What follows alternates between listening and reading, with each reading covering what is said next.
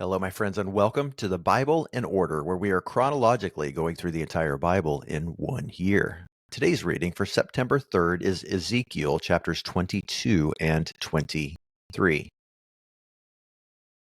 We're going to begin today talking about judging. It's a hot button topic. We've been told by people within the church and without, doesn't the Bible say don't judge? How dare you tell me that what I'm doing is wrong?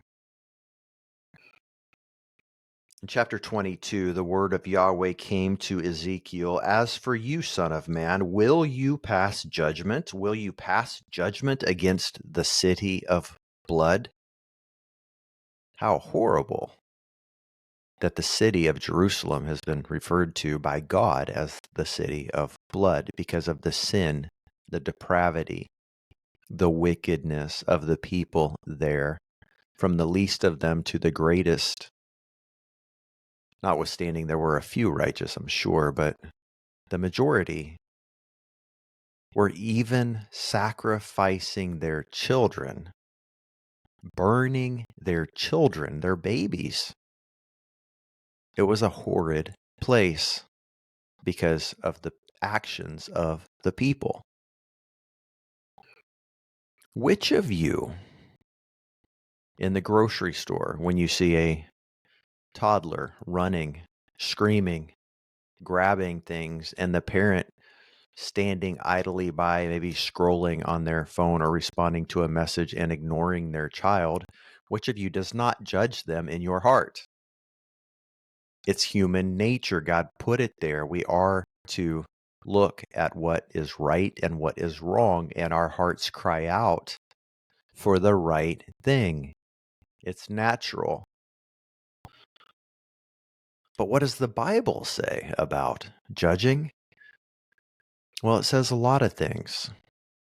Jesus said, "Don't judge lest you yourselves be judged. With the same measure you use, it will be measured unto you." In other words, don't be a hypocrite.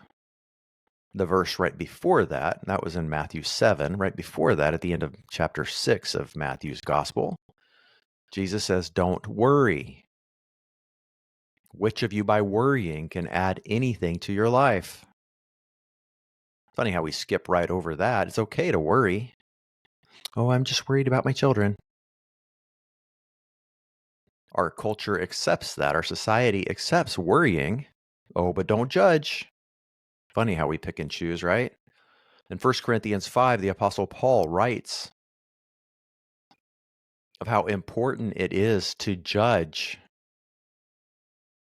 We are to judge one another. How would you take somebody to court that you fellowship with, that you go to church with, that you would sit before an unrighteous, corrupt judge who's going to be bought off? Why would you go to court? Don't you know that you are to judge the world? Paul says, don't you know that you are going to judge the angels? Saints, believers, we are to judge the angels.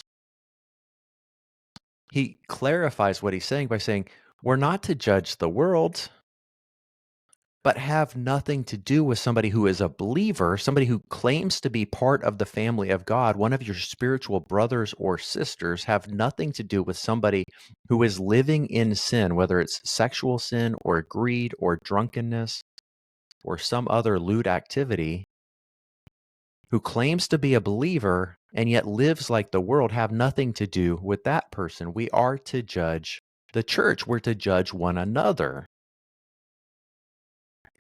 Paul says, don't even sit down and eat with somebody who is living in sin and yet claims to be a believer in Jesus Christ.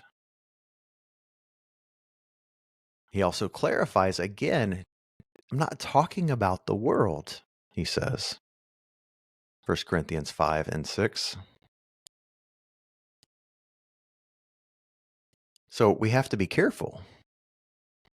And then put ourselves in Ezekiel's shoes. He's trying to be righteous. He's in this city with all of these people, his nation. And God's saying, will you pass judgment? And it's funny, don't get an answer. It's implied. I believe he is passing judgment.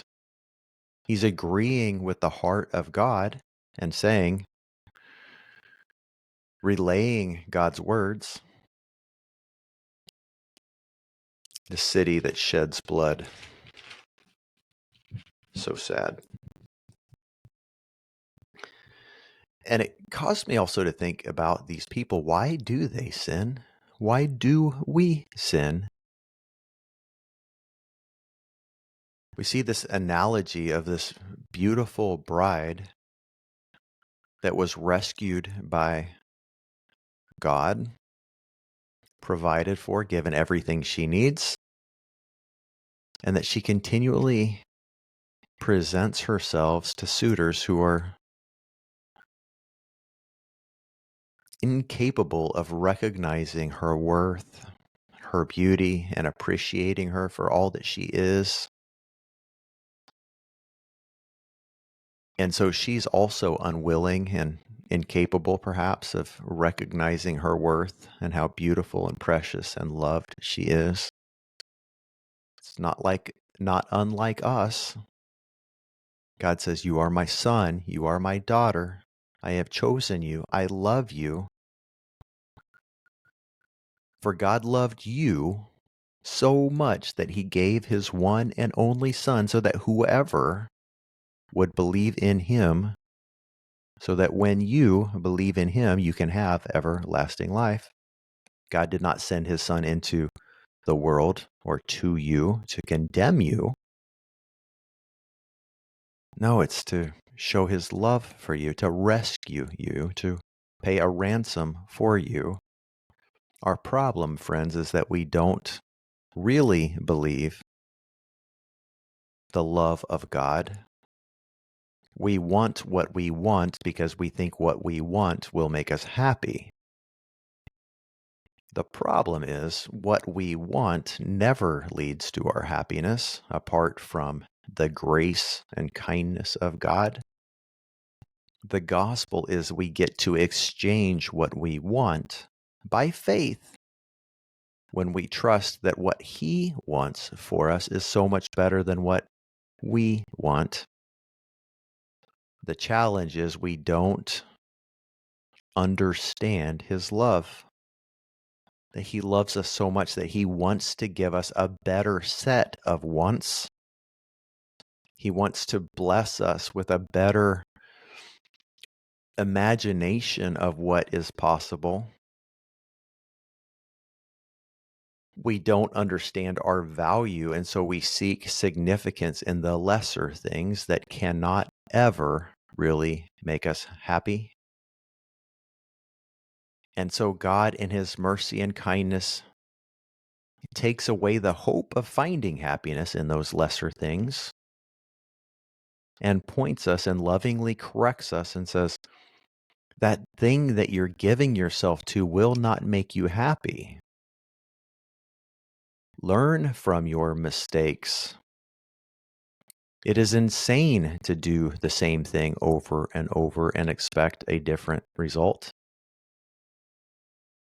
The thing that you have made an idol of, whether it's your relationship with your children or maybe a spouse, a significant other, maybe it's money, maybe it's alcohol or drugs, maybe it's gambling.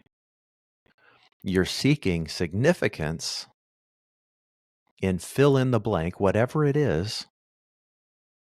Could be a good thing, it could be a bad thing, it could be a neutral thing. The thing doesn't matter.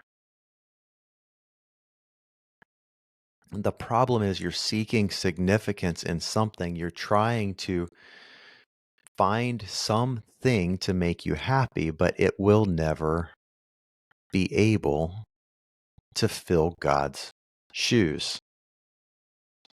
And it's very interesting because your self-worth is directly linked. Your understanding of your self-worth, your understanding of who you are in relation to your Creator. In other words, the greater your lack of faith or the smaller your faith, the less you understand self-worth. the less you understand your identity, and the more you seek these other things.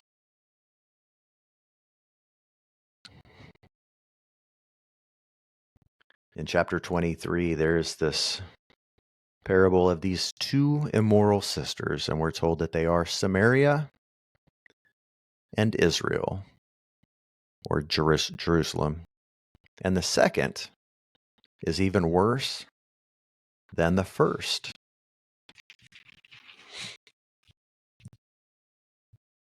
This is what the Lord Yahweh says: you will drink your sister's cup, Jerusalem. The same thing that happened to Samaria is going to happen to you. That cup is deep and wide. You'll be an object of ridicule and scorn. You'll be filled with drunkenness and grief. It's a cup of devastation and desolation.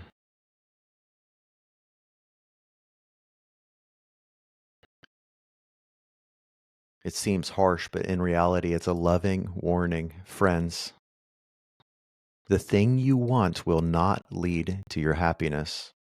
God is trying to get through to us to say, you could have so much more. But the sin nature, the enemy, speaks to our sin nature. He speaks to our flesh. And he seeks to turn these things that we want into idols. Good things, healthy relationships, fulfillment, a good job, provision, being able to provide for our families and our loved ones. These are all good things. Even a ministry, going to start a church, whatever it is. But the instant that the thing becomes more important than the Creator, than the Father, we have gotten so far off track. The enemy lures us, but it's never enough. He wants to give us happiness, the promise of happiness, but it's never enough. And so we want more and more and more. And to use the example of alcohol, at first it's one drink or three or a little buzz. And it's just not enough. So how do I recreate that? I have to have more and more and more. And it progresses, and eventually it leaves us exposed and used, broken, and then even dead. And the good news is, friends, as we will see in the second half of the book of Ezekiel, the Messiah is coming. He's already come, but he'll be coming again, this time to set everything in order. And for those who submit to him now and endure the process of being changed into his image, for those of us who are willing to lay down our lives and pick up our crosses and follow him, he will give the opportunity to reign with him in the coming time of his future kingdom here on earth. And he's so humble that he even allows us the privilege of partnering with him to advance his kingdom here on earth. The gospel of Jesus is not about going to heaven someday. It's about bringing heaven here. And we get to do it. Many of us are wasting away, idling by because we don't understand that we have a job to do. We have a purpose for here. And it's not just to convince other people to go to heaven someday with us. Friends, how many of you noticed people don't care about the future? They care about right now. The good news is the gospel of the kingdom is right now. Jesus said the kingdom of heaven is at hand. It is here. It is now. And we can enter into it by grace through faith. And I'm grateful to do it with you. To God be the glory. Thank you, friends, for being on this journey with me. We will see you tomorrow.